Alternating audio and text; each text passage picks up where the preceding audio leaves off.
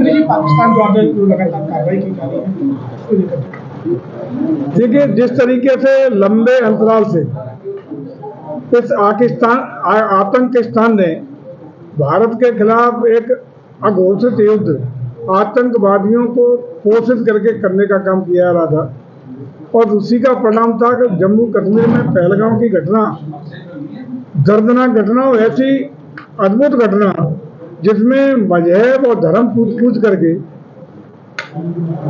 नाबालिग और असहाय और निरीह महिलाओं की, माँ बहनों की हत्या करके उनको सिंदूर को पहुंचने का काम किया गया।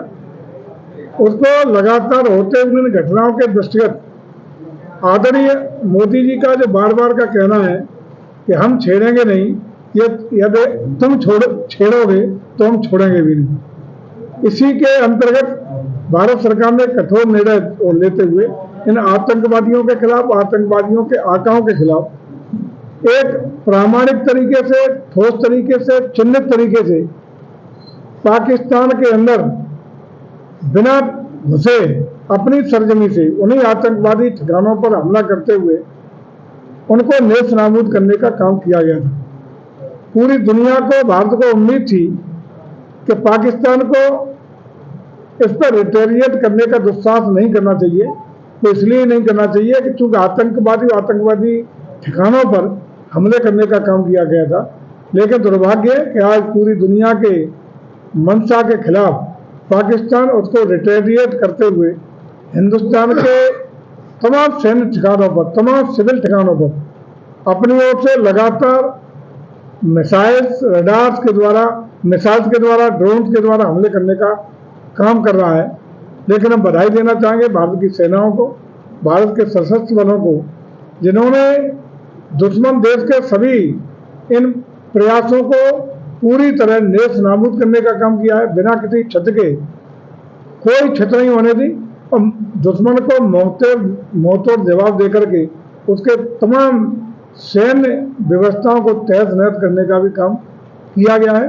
और हम समझते हैं कि हमारी विश्व स्तरीय सर्वोत्तम सेना ने अपने को पुनः एक बार सिद्ध किया है, और इसका निश्चित रूप से मुझे लगता है कि यदि पाकिस्तान इसी तरह लगातार कार्रवाई करता रहा तो पाकिस्तान को ऐसा सबक सिखाने का काम भारतीय सेना करेगी जो उसने कभी कल्पना नहीं की होगी। देश में जहाँ युद्ध का माहौल है तो वही लोग गायक है नया राठौर, उन्होंने सरकार पर तंज कसा। उन्होंने कहा कि जहाँ भारत और पाकिस्तान में लाशें कटी हैं तो वहीं यूरोप के हथियार खरीद रहे हो, तो उसमें जीत किसकी हो रही है?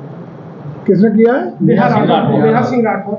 देखिए, नेहा सिंह के खिलाफ लगातार विवादित इस तरह की टिप्पणियां करने का, बयान देने का आरोप भी लगे हैं, और उनके खिलाफ तमाम मुकदमे भी पंजीकृत हुए हैं, कार्रवाइयां भी हुई हैं। और खास रूप से उम्मीद की जाती है किसी भी देशवासी के लिए कि ऐसे आपातकाल में, जब देश अघोषित युद्ध लड़ रहा हो, आपातकाल की स्थिति हो, इस समय हम आभारी है पूरे देश के सभी राजनीतिक दलों के, आभारी है देश के जन के, हर वर्ग, धर्म और जाति के उन लोगों के जिन्होंने दृढ़ता के साथ भारत की सेना का, भारत की सरकार के हर निर्णय का पूरी तरह साथ देने का काम किया है। देखिए, उसके बावजूद ऐसे कतिपय लोग यदि ऐसा कुछ काम कर रहे हैं जिससे सेना का मनोबल डाउन हो, तो इससे निश्चित रूप से देशद्रोह की ही संज्ञा दी जा सकती है।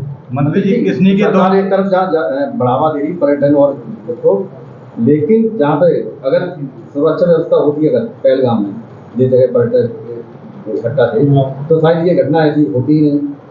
देखिए, मुझे लगता है कि ये विषय इन चीजों का नहीं है, लेकिन सरकार को बधाई देना चाहिए, सरकार को धन्यवाद देना चाहिए, जिन्होंने इस सरकार ने, और सरकार के साथ साथ सभी राजनीतिक दलों की मंशा को हम धन्यवाद देते हैं, प्रणाम करते हैं।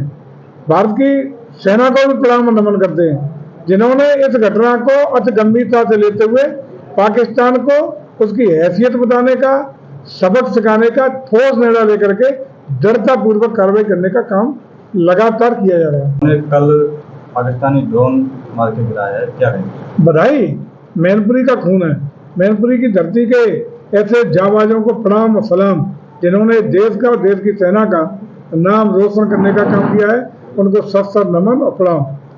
अपने कल महाराणा प्रताप सिंह की जयंती थी और अखिलेश यादव ने भी कल एक बयान दिया। उन्होंने कहा कि महापुरुषों को लेकर के राजनीति नहीं करनी चाहिए।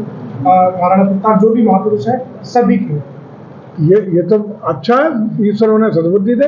अगर उन्होंने स्वीकार किया है तो उनको बधाई हो, ईश्वर उन्हें सद्बुद्धि दे। ऐसे ही बयान उनके आते रहे और ये चीज स्वीकार कर रहे हैं और आगे भी करते रहे। अखिलेश यादव ने गोमती रिवर फ्रंट पे महाराणा प्रताप की प्रतिमा लगवाने की सोने की तलवार देखो, उन्हें बता दो कि सोने की चम्मच और तलवार तो उन्हीं के हिस्से में उनके पिताजी देख गए, तो उन्हें मुबारक। सोने की चम्मच सोने की तलवार उनके हिस्से में है।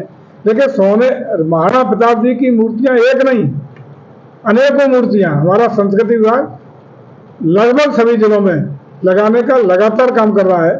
और सबसे बड़ी मूर्ति सैफई से आते होंगे तो उन्हें बता दो, तलवार लेके महाराणा प्रताप भाले के साथ वहीं खड़े पहले दर्शन करते होंगे। की बात आपने की है, तो अभी कुछ टाइम पहले अखिलेश यादव आए थे तो उन्होंने कहा था कि जो शहर में पर्यटन मंत्री जी है उन्होंने जो मूर्ति लगाई है, अगर जांच होगी तो सबसे पहले नंबर उन्होंने कहा है। अच्छा है, स्वागत है उसका, उनकी जांच का भी स्वागत। और कभी सत्ता में शायद बुढ़ापे तक आ जाए तो उनका भी स्वागत, शायद कभी नंबर लगे।